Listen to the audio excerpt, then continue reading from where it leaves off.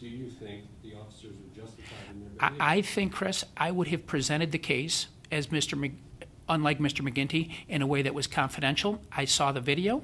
I can tell you on a personal level, I thought the driver has far more to explain than the individual who was put in exposure to the alleged quote unquote gunman.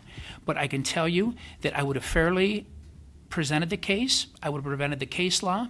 I think that officer, we saw his reaction was 2 seconds. Was it reasonable? I think that question should be left to the grand jury. I can't tell you that I know all the facts that were presented to the grand jury because I think the information was selectively released. I don't think anybody in this room knows everything that was presented to that grand jury. I would like to read it, and based upon my reading it, I would come to the conclusion.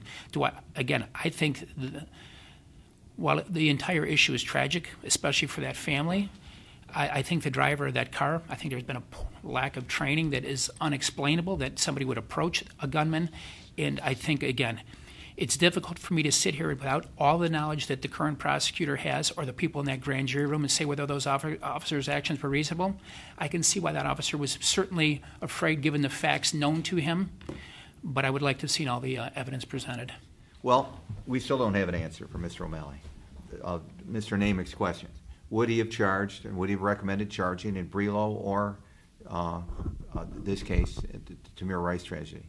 We have no answer. He won't give it.